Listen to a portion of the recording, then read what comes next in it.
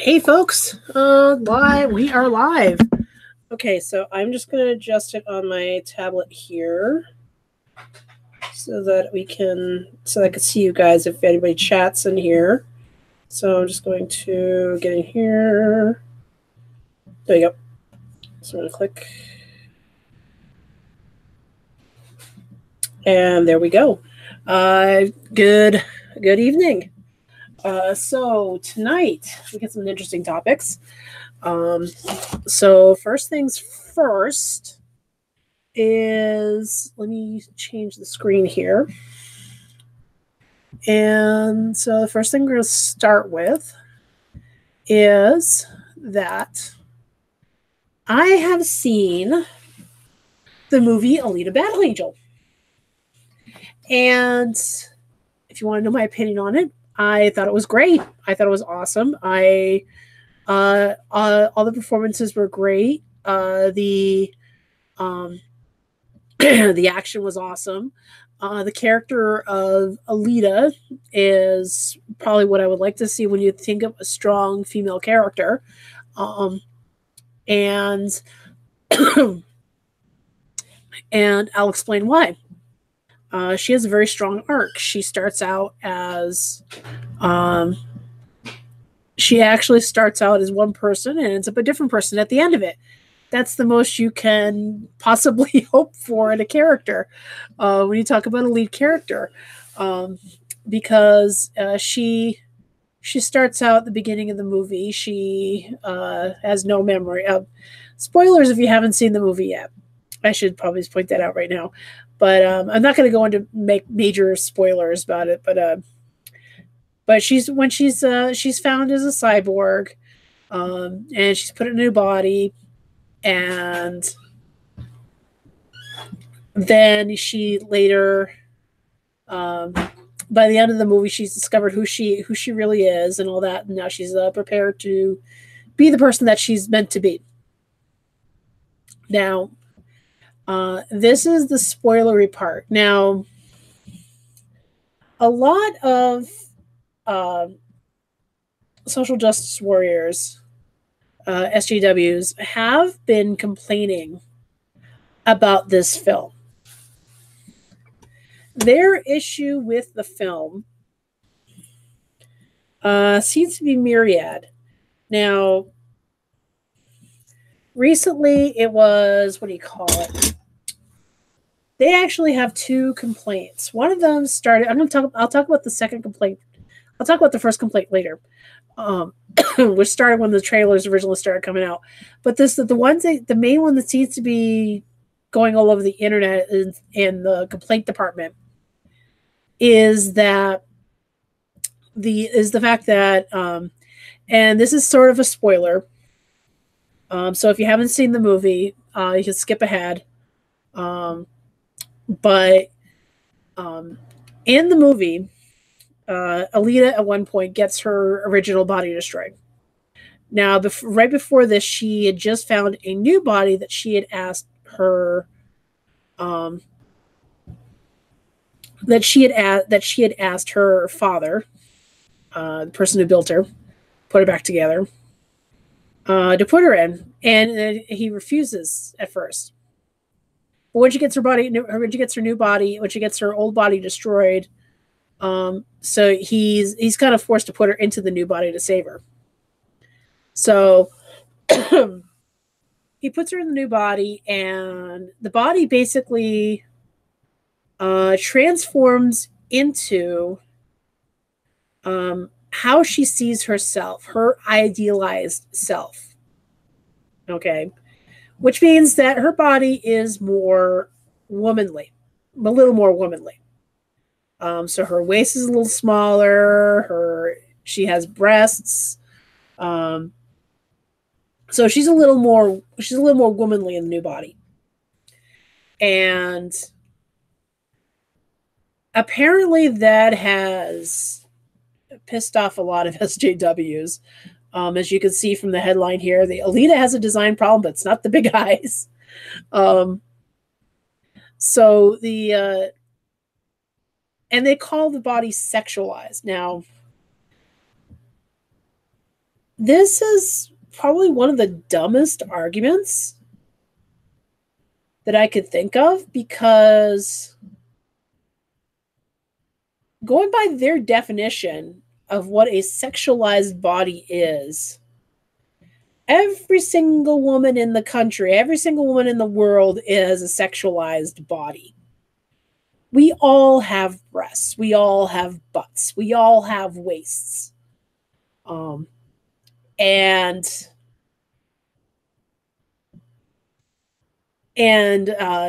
what the thing I love is that they talked about how she suddenly has big breasts, and like, oh yeah, it's like, those are not big breasts. Okay, those are about average. If not maybe a little smaller. They might have been bigger than what she had than what she had in the beginning of the movie, but they're not. I wouldn't call them big breasts. Whoever's been calling them big breasts. Let's see here. Get down, kitty. Sorry, my cat just jumped on the table. So whoever's been calling them big breasts do not know what big breasts look like. Or they've never actually watched an anime, because if they've watched enough animes, there are plenty of big breasts to go around in a lot of those animes. But let's see here. It says here, during the first 2X Battle Angel, Alita utilizes the body that Ito created for his sickly daughter before she was murdered. In the second act, Alita discovers an android warrior's body on a ship belonging to the United Republic of Mars and feels a connection to it. After her battle against Gruishka, in which the body created by Ito is destroyed, he attaches her to the Tech body. It's here that Alita finally becomes a character from the manga, sexualized adult body and all. But the explanation the movie gives for why she looks that way is eye-rollingly bad.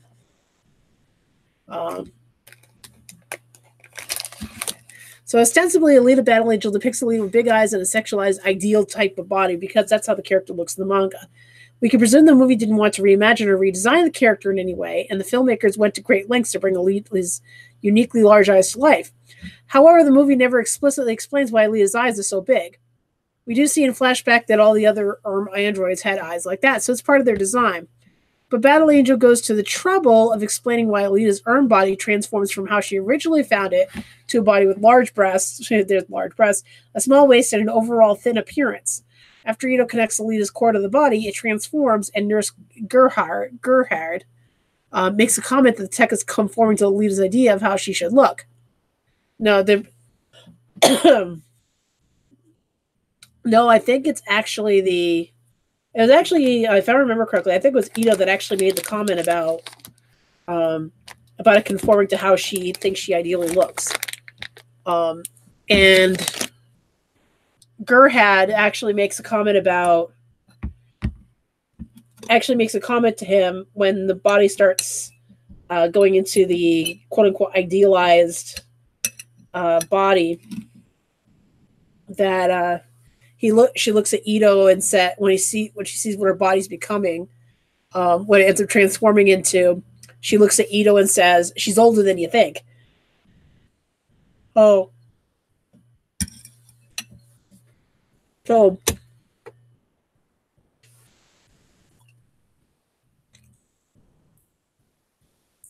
So it's possible, and it's possible that Alita's mind was not really a teenager, it was an adult, so that's how she saw herself.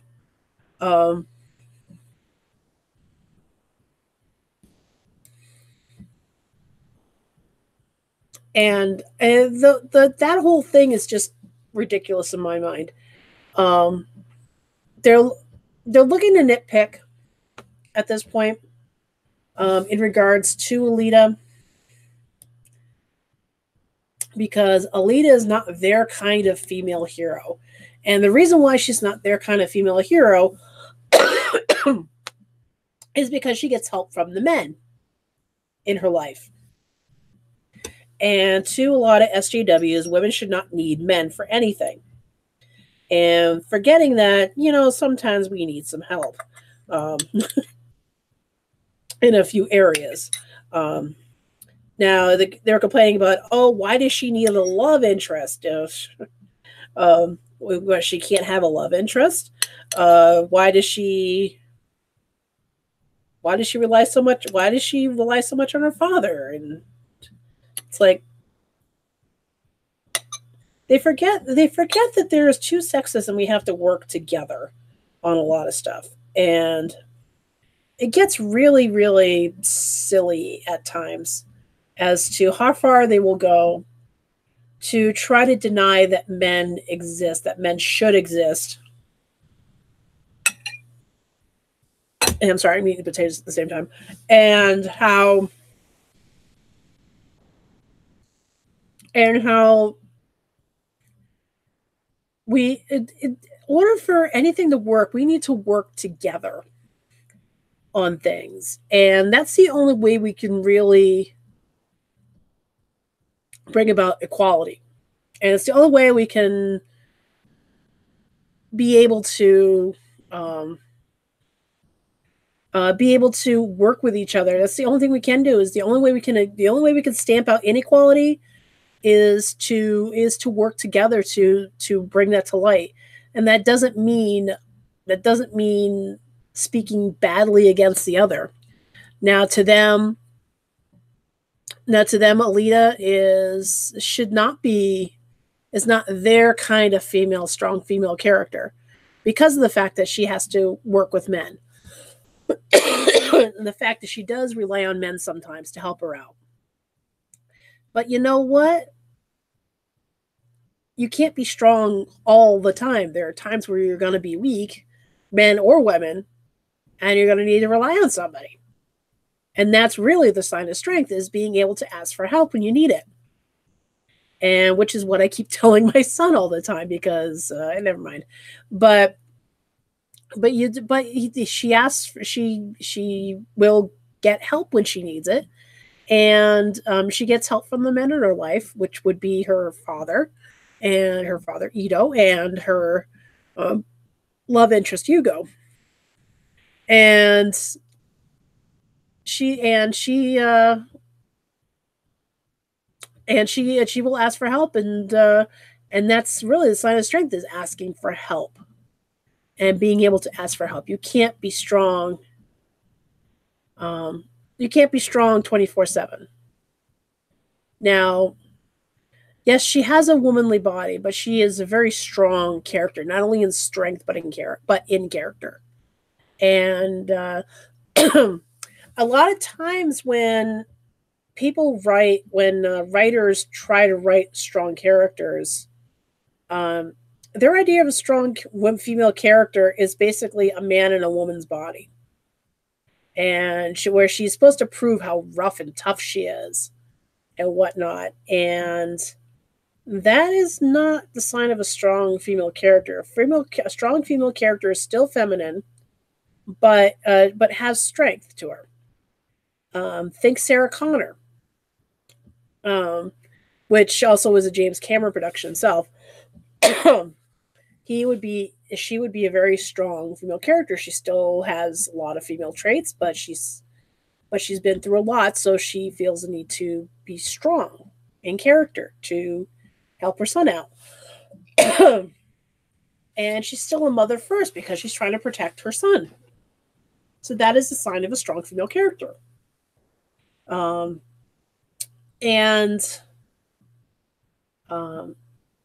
So that's the one of the controversies, and which I think is ridiculous. The other one, again, it's because people don't understand culture, don't understand that Japanese mangas don't star just Japanese people. Excuse me. And the people just don't understand that Japanese mangas don't star just Japanese people. And so if you've ever read the manga, which I've just started reading myself recently, if you've read the manga, you realize that there's really no real Asian representation in the manga. There might be some here and there, but for the most part, it's kind of a mixed bag as to who's in the manga. So this is the other controversy. So Alita Battle Angel underscores Hollywood's whitewashing problem. So this is the other issue, and that they're having with Alita Battle Angel. Now, now Alita in the manga is not Japanese. She is a cyborg, so she has no race.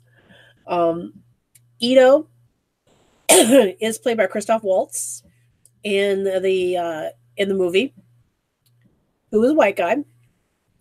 And if you look at if you were to look at the manga, if you look at the pictures of the manga, let me see if I can find a picture of Ito from the comic here. Let's see, Alita.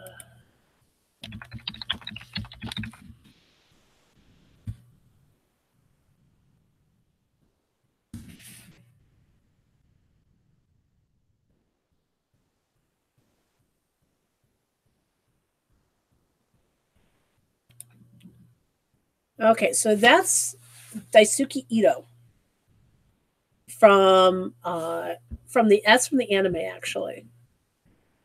And here he is from the manga. That is not a Japanese person. He may have a Japanese name, but that is not a Japanese person. But they're saying that they're whitewashing because it's a Japanese manga, so they assume all the characters are Japanese without actually reading the manga.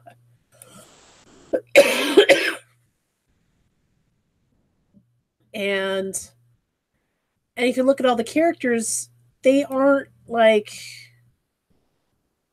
there's sort of a mixed bag because yeah, maybe some of them may be Asian, but they're also like other races as well. And so just kind of pinning one race on a character, or thinking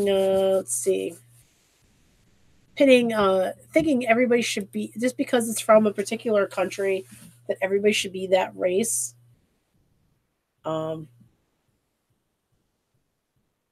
Is really ridiculous. In this case, there was one character in the movie who I hadn't gotten to him yet, but in the comic, but I guess in the comic he's portrayed. I think he's like a white or Asian, and in the movie he's portrayed by a black guy. But nobody's complaining about that. About that race change. And I mean, there's been accusations of whitewashing, like throughout.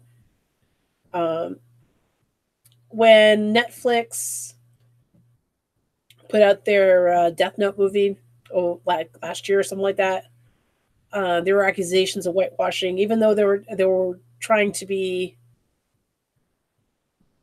I think they were trying to be as respectful to the story as possible, while setting it in the United States. And so they didn't even set it in Japan; they set it in the United States. And after having seen that movie, whitewashing is the least of their concerns on that one. Let's see. So I can go into a whole thing about the Netflix version of the Death Note, but that's one of the thing is, even too, Death Note is one of those. They actually do have a 2-part Japanese live version that they did a while ago, and if you wanted to see the Japanese version, there's a Japanese version of it out there.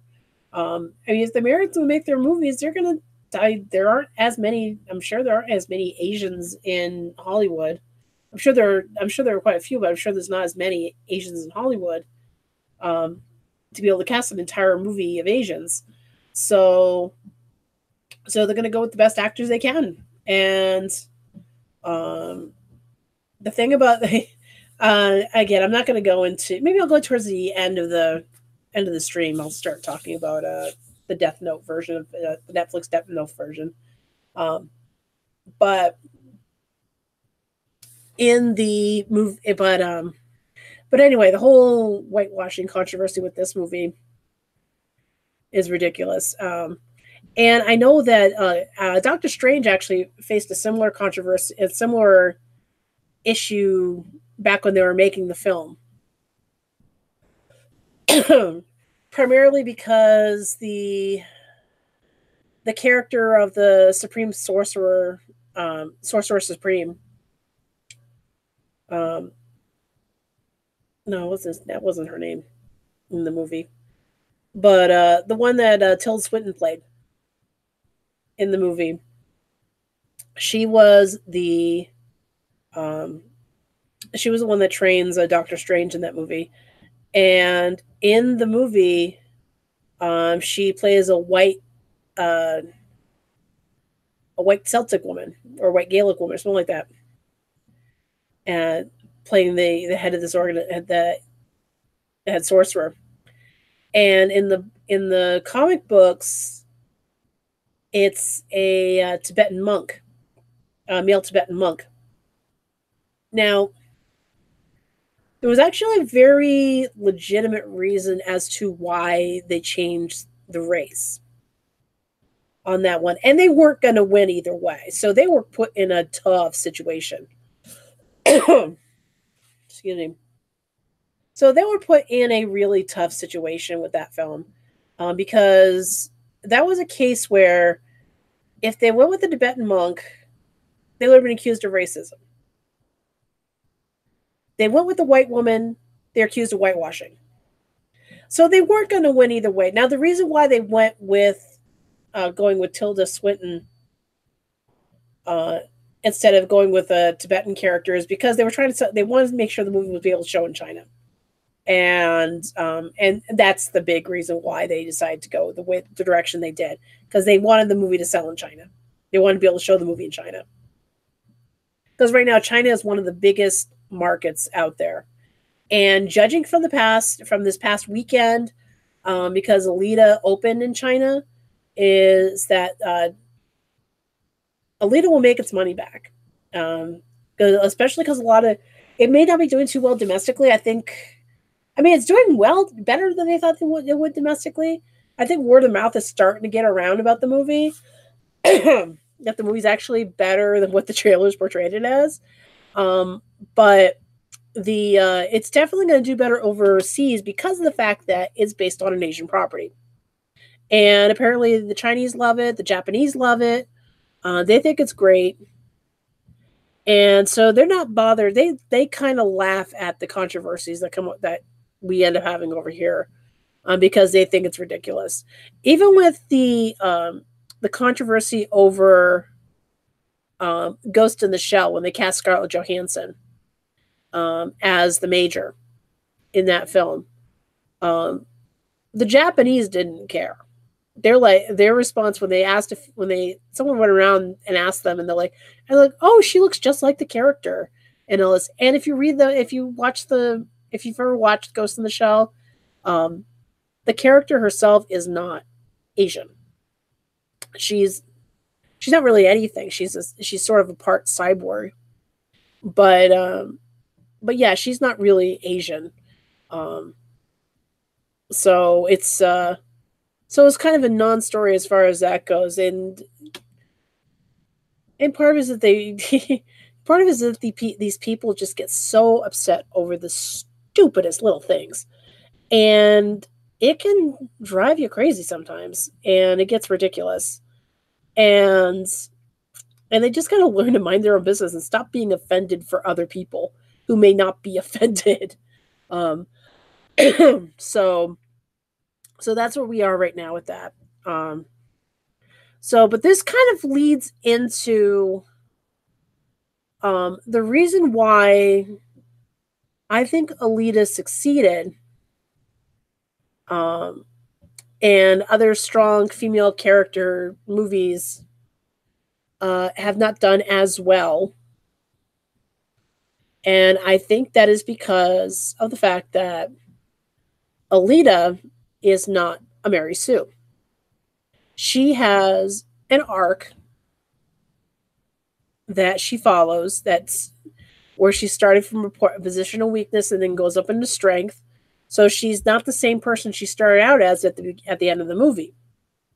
By the end of the movie, she's changed in a lot of ways. Now, the reason why I'm bringing up the whole Mary Sue thing is because of Captain Marvel. And now what I'm going to show you is that Captain Marvel has been getting bombarded by people not wanting to see it. It gone down to 44%, down to 39%, and the movie's not even out yet. It's coming out next weekend, and it's gone down in the rating, in the audience rating, because it started out at like 98, 97%, something like that, and then it went down to 44, 38. The more the more Brie Larson talked, the more she seemed to stick her foot in her mouth. so they've had to so if you take a look here, and that is that they've had to turn off. They have a new policy now at Rotten Tomatoes where they now turn off the audience. Like, people cannot vote on the audience score until the movie comes out. Now they now have that policy, which may or may not be a good policy. So that because it can go either way. Because if you're conservative, it could work against you. If you're liberal, it could work against you. But basically, they've now turned off the audience score. So of all movies that have not been released yet. So when it gets released, you'll be able to audience score will be able to be turned back on again. But for now, they've turned it off, and that's because a lot of people have been getting upset over Captain Marvel and getting upset over the idea that she is potentially a Mary Sue type character. Now, if you're not familiar with the term Mary Sue, I've been watching some videos on it. I mean, I had a good idea of what a Mary Sue is, but there's a couple of videos out there about Mary Sue's and what it means and why it's important. And the term comes from the early days of Star Trek fan fiction.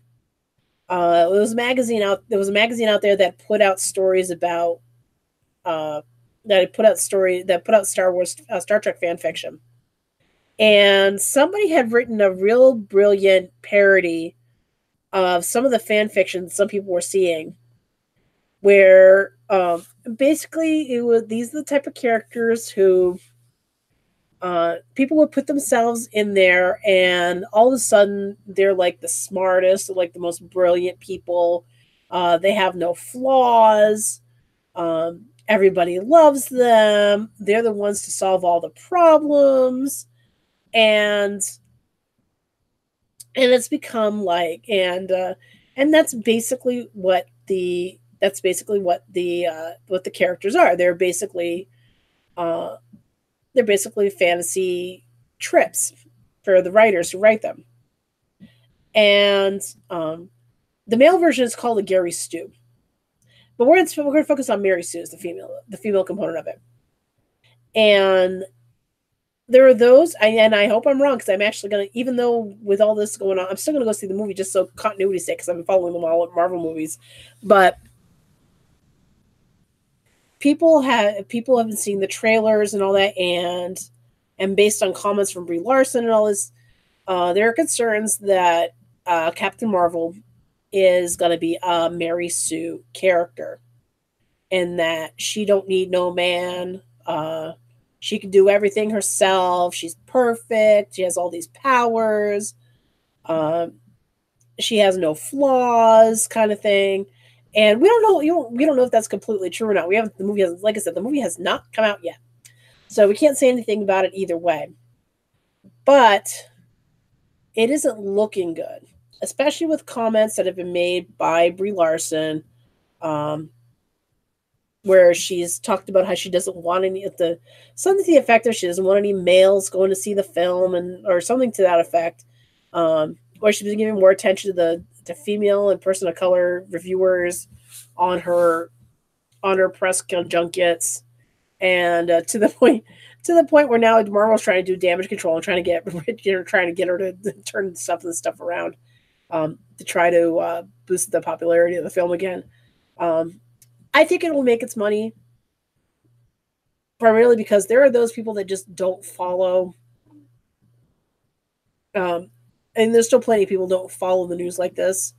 But Captain Marvel is not the only character that's been complained about.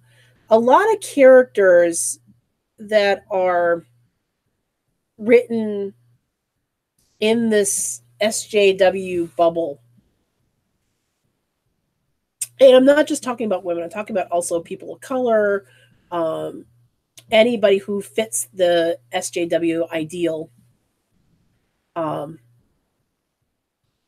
lot of those characters are Mary Sue type characters. Now, this is another, I'm going to bring up another character who it was complained that this person was an SJW character, SJW Mary Sue type character. And that is Rey from the most recent Star Wars films. And she's played by Daisy Ridley. And she is written as an SJW character. When she started out in The Force Awakens, as much as I liked that movie, I did like Force Awakens, but her character really didn't have much in the way of flaws. She already knew how to fight. She already knew how to pilot a plane. She was already like perfect in like every single way. She didn't really have any real flaws. And Daisy Ridley has actually gone on record saying she doesn't like characters with flaws. Well, bully for you, because that's where the most interesting characters come from, is that they have flaws. They have things that they need to either get rid of or need to deal with, and it helps in their growth as a character. Okay, so because they have to start out as one character, and then by the end of it, they're a different character altogether. Now, to be fair, there are actually those movies where you have a character who doesn't change throughout the movie, but the movie is really about how everybody else around them changes. Think about a movie like, let's see, I'm trying to think of a movie off the top of my head. Think about a movie. I don't know why this is coming into my head. Think of a movie like, no, that's not. No, he does have an arc. Never mind. What was it? Oh, 500 Days of Summer. And which is basically about a guy who falls in love with a girl. And the girl does not have a changing arc throughout the story. The story is really about how this guy is affected by her and by how he sees her. And how he sees her as this perfect angel of a character, as the girl he wants to be with for the rest of his life. And but then you get her perspective, and she doesn't really care that much either way about him. So, but the story is really about, not about her changing, but about how he changed because of her. And so that's a good story arc. Now, when you have a character who doesn't change, it's not very interesting. And not only that, it can be maddening, especially when you put a character in there to try to push agendas. Now, I can go into a whole rant about agenda pushing, which is what they seem to be doing with Captain Marvel at this point. It's pushing an agenda and trying to push this feminist agenda of, I don't need no man. I don't need no man. I'm stronger than a man. I don't need one. And that's not the way to do it. Because people can smell agendas a mile away. And if they get a whiff of somebody's trying to push an agenda on them, they're not going to want to see the movie. And they're not going to want to go to the movie. So, Now look at the new Ghostbusters movie, back in 2016, and again, that's another movie that was it's instead of telling an interesting story, they seemed more like they were pushing an agenda. And now I wouldn't call those characters Mary Sue's because they all had their own flaws and whatnot, but it was definitely agenda pushing because all the female characters were smart in one way or another. All the male characters were dumb in one way or another. Now, if it was just Chris Hemsworth's character that was dumb, that would have been funny as hell, and that would have been just the end of it. I wouldn't have had an issue with it. But it was like every single male in the Ghostbusters reboot that they did, none of them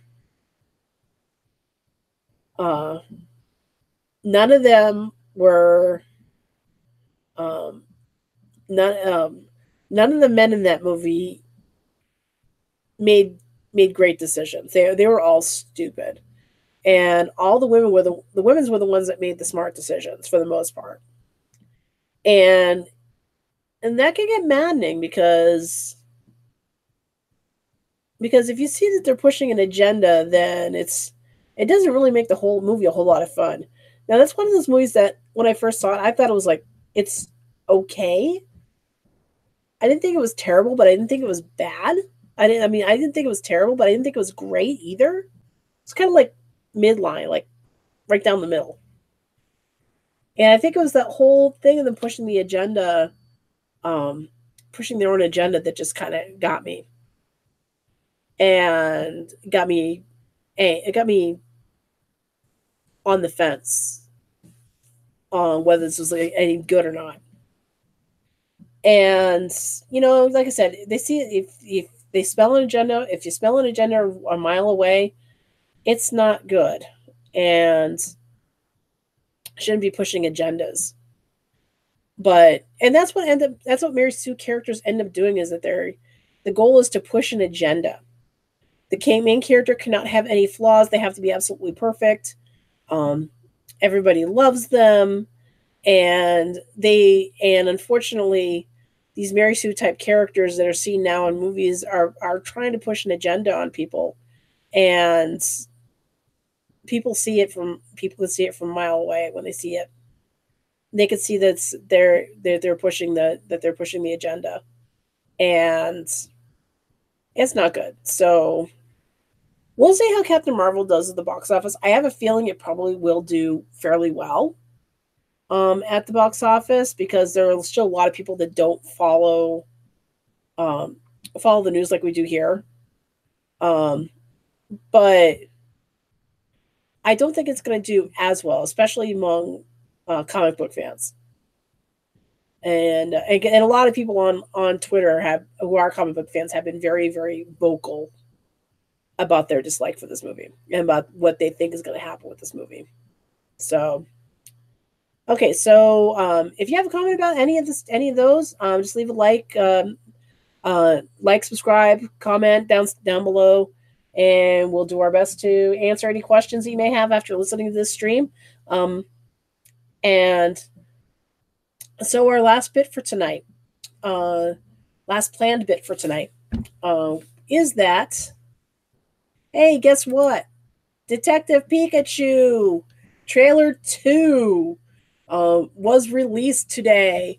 So I am going to, so what we're going to do is we're going to watch the trailer, and then we are going to discuss it and talk about what we see.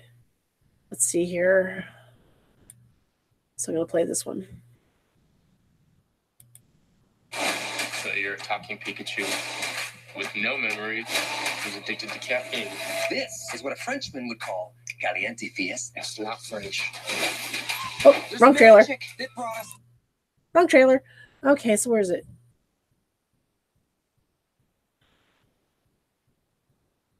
Okay, so where is it?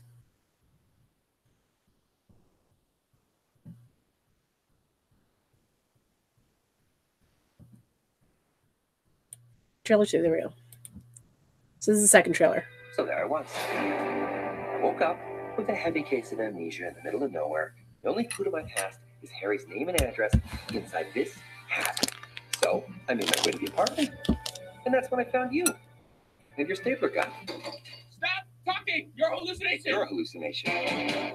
So you're a talking Pikachu with no memories who's addicted to caffeine. I can stop whenever I want. These are just choices. Another round, extra shot, black as night. Thank you, sweetie.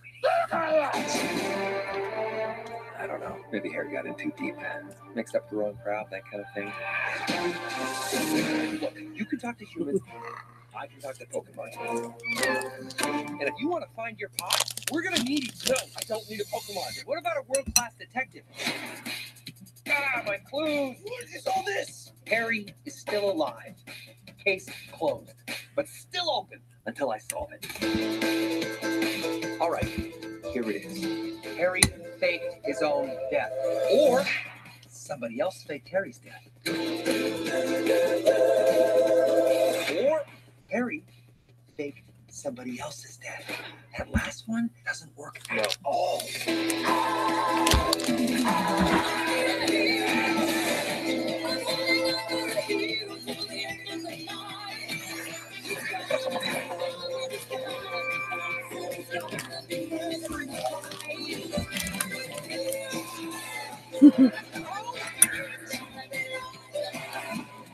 Now, obviously, I've dealt with this putz before, so I'll just do it again. Hey, bud, what are you doing? I can't do it when people are watching. Get me the hell out of here! Okay, this movie's going to be PG.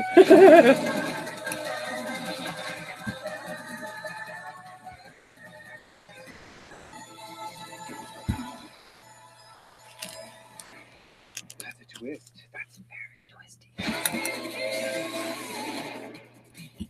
Get him! He's barely moving. Don't tell him that. Oh, he's on a bike. Quick, get in front of him. Stop. Oh, no. He's going down hard, Tim. Should have worn a helmet.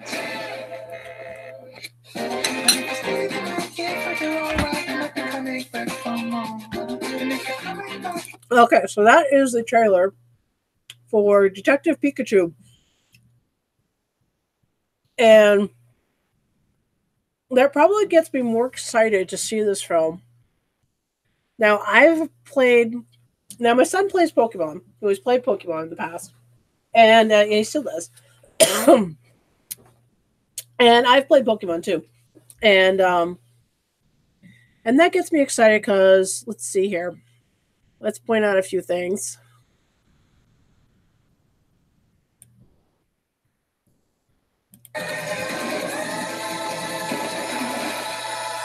First, there's that. It's Mewtwo! He's in the film! What else? Now,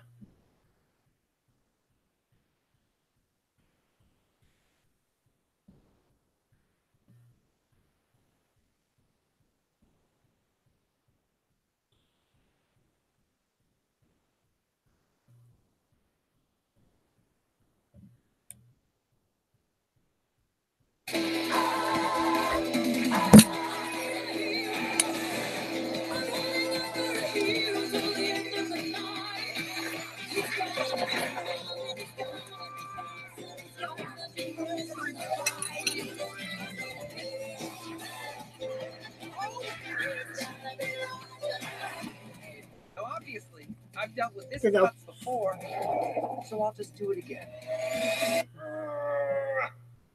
Hey, bud, what are you doing? I can't do it when people are watching. Get me the hell out of here!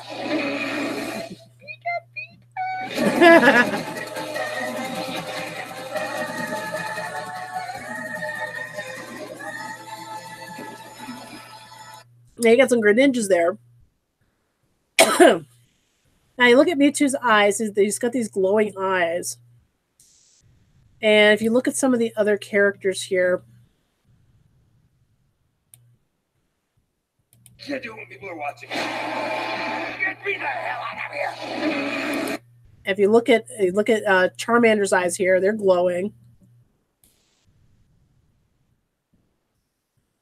Where's that monkey thing?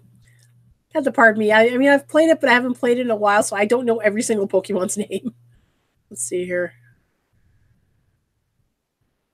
Finding the monkey thing. But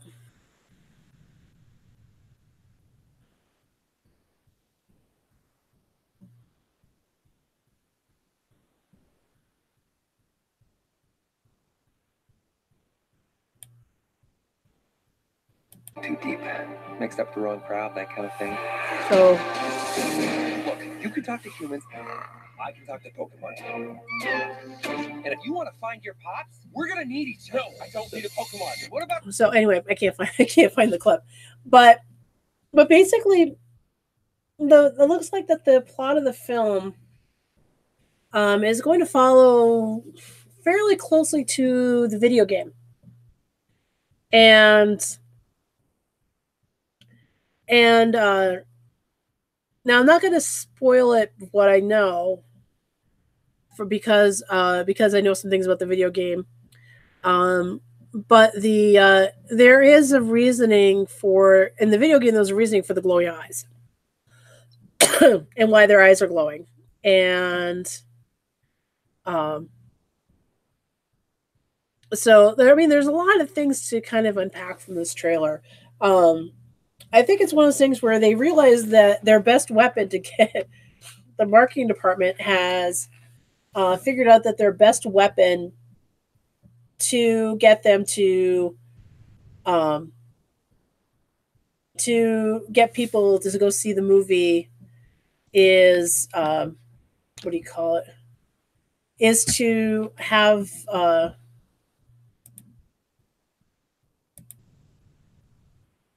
is to have Ryan Reynolds sell the crap out of this film. That's giving me a notice about copyright content because I just showed the trailer, but basically, yeah. So basically, the movie has the movie's getting. I mean, I guess for early previews are showing that the movie's getting some really good reviews, and that the movie is getting a lot of early buzz. So let me see if I can find anything here. Let's see, I'm gonna go to news here.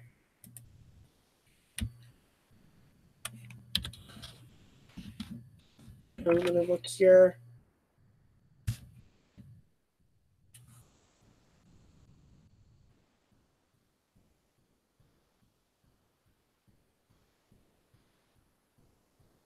See here, so go.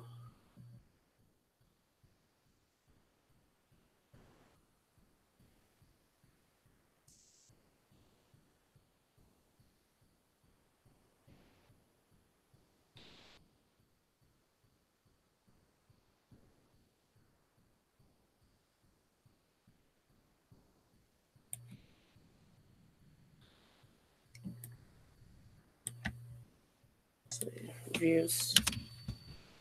We're not going to see any reviews yet.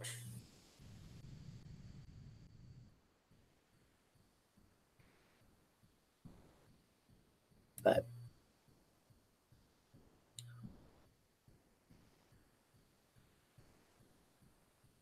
anyway, I guess some early excuse me. I guess some early stories have shown that the movie is going to it should do really well, and I think somebody at Warner Brothers realized that Ryan Reynolds is probably the best thing they could have done was hire him to do the voice of Pikachu, so that to put that lens and greens to this film. And just from everything I've seen on the scenes that I've seen so far on the movie, it looks like it'll be fun. It'll be a lot of fun. I'll have a fun time bringing my son to this one. So yeah, that is Detective Pikachu. So So yeah, that's what I planned on talking about tonight. So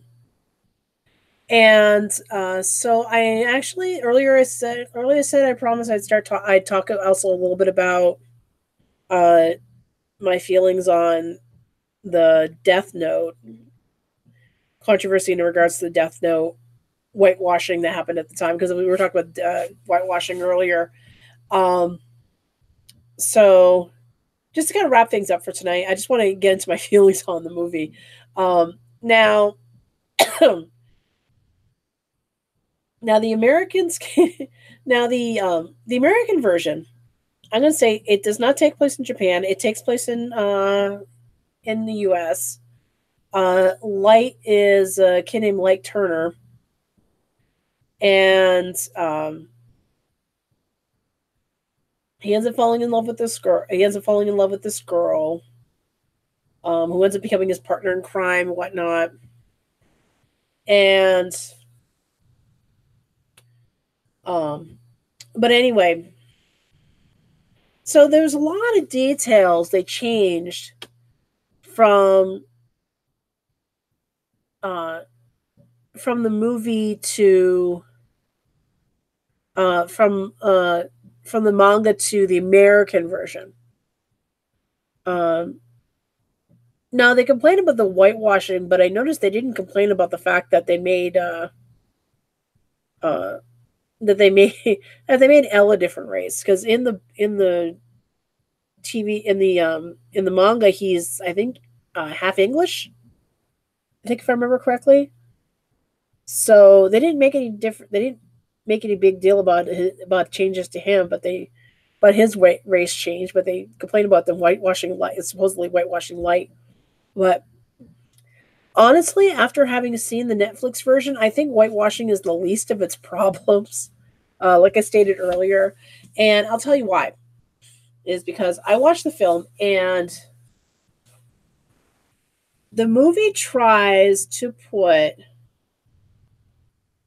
a story that spans several tankobon, several volumes of a manga into an hour and a half. Now, there was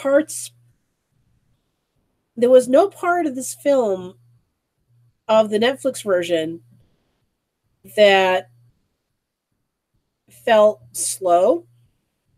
And that is because they apparently thought they were in a marathon and tried to go through it as fast as humanly possible.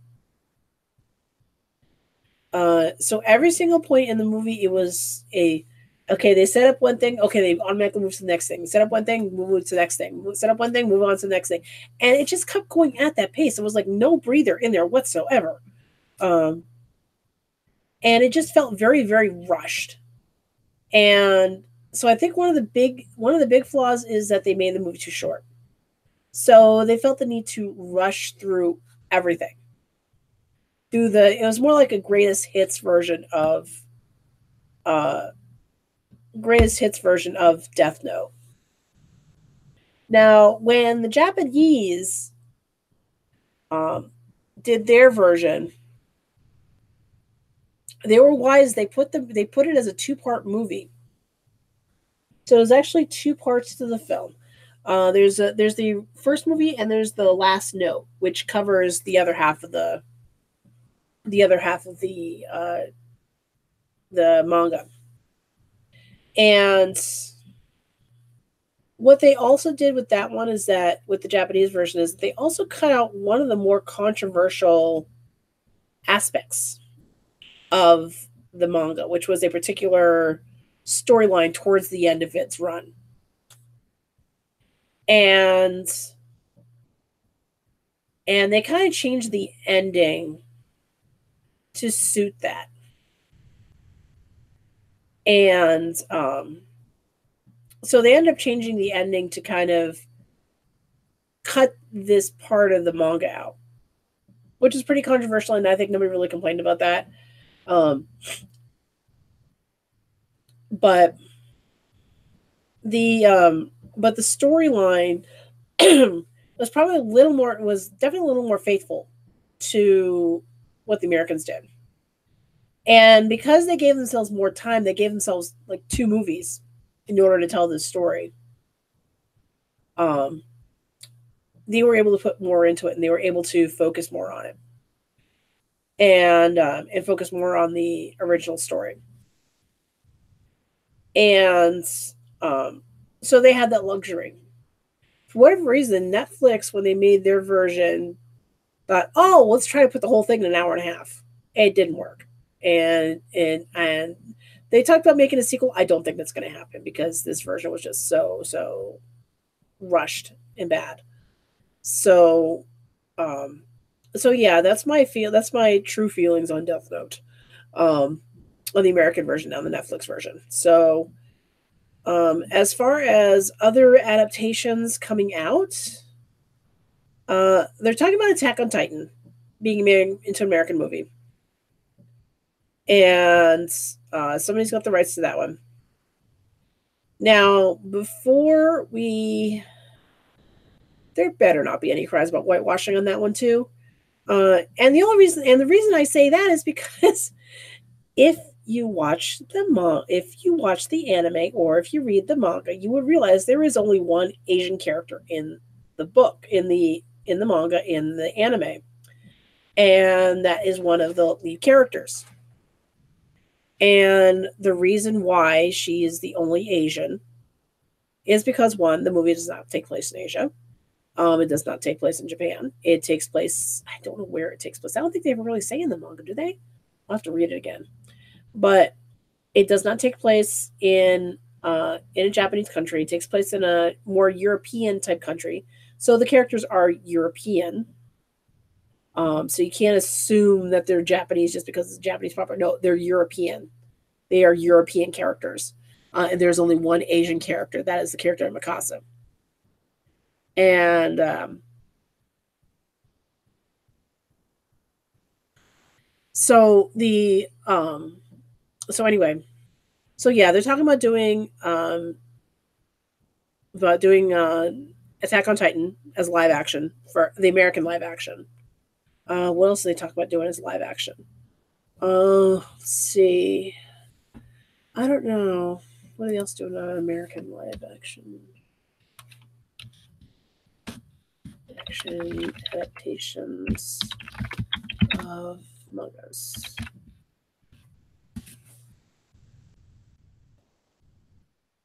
Let's see.